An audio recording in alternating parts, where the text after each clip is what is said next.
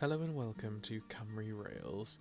Today we're diving into the Hornby Model Railway's mid-year announcements. Earlier this year, Hornby's head of brand Martin Weaver mentioned that 2024 would be focused on catching up with previously announced models that have yet to be released. While they had their usual January announcements alongside the catalogue release, Martin also hinted at a few surprise announcements throughout the year.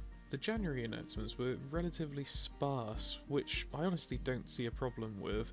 The real issue lies in the number of products Hornby has announced over the past few years which still haven't been delivered.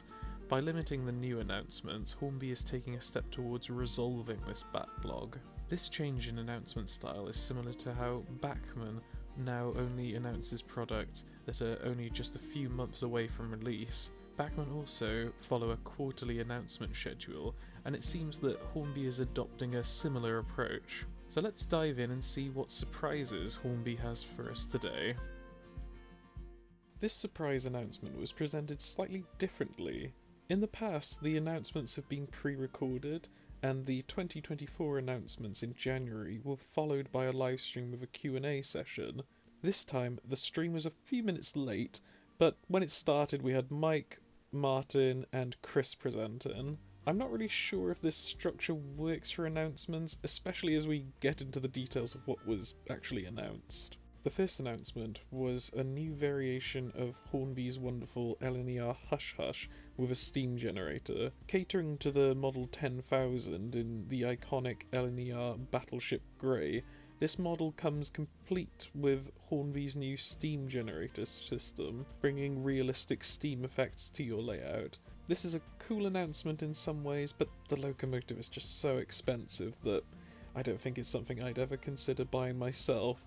The full RRP on Hornby's website for the loco was $294.99. For those with the money and that are interested, I'm sure this is exciting. Having seen the steam generator in action with Hornby locomotives, I can definitely say that it's something that looks really good and impressive. It's just not something I'd want to pay for. This is using an existing model that's already out, so kind of an announcement, just a reissue of an existing locomotive with a steam generator. Kind of a strange way to kick things off, really, and it sort of set the tone for the rest of the announcements that were made. Next announced were these Drax biomass hoppers, which are returning to the range for the first time in a while. 2 new twin packs are set to be released, showcasing these impressive vehicles in Drax Blue with renewable Pioneers graphics.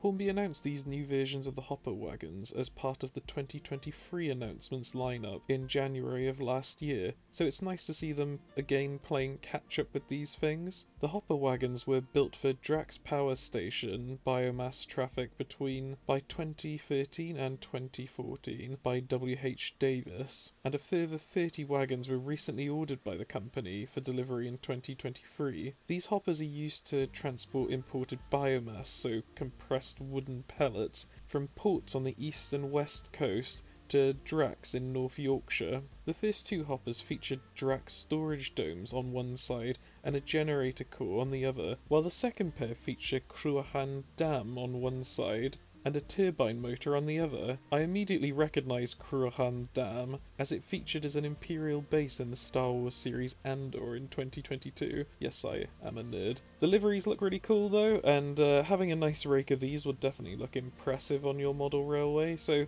again, it's nice to see Hornby catching up with previously announced models. I'll never knock that, but yeah, it's not really much in the way of new announcements. They sort of played this off like it was a new announcement, but we already knew this was coming.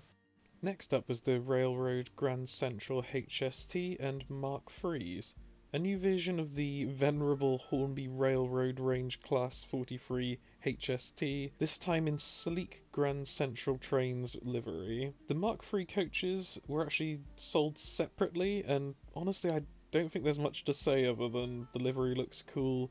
Can't knock the Grand Central look, but the model uses the old Hornby Railroad HST tooling and continues the trend of reissuing old models' new liveries. During the Q&A section towards the end of the livestream, someone asked why aren't the coaches included in the train pack.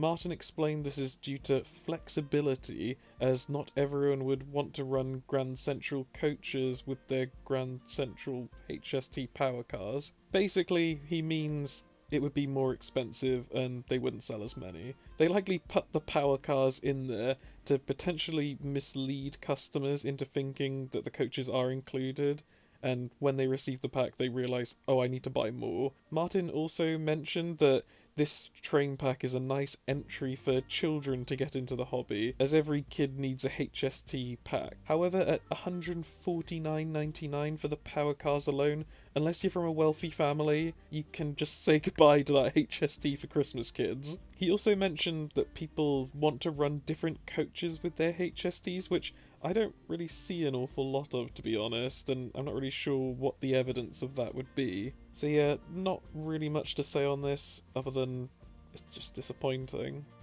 Lastly, we have the Railroad PVA van, a new variation on the PVA palletized freight van, this time in simple Procore blue and a white colour scheme.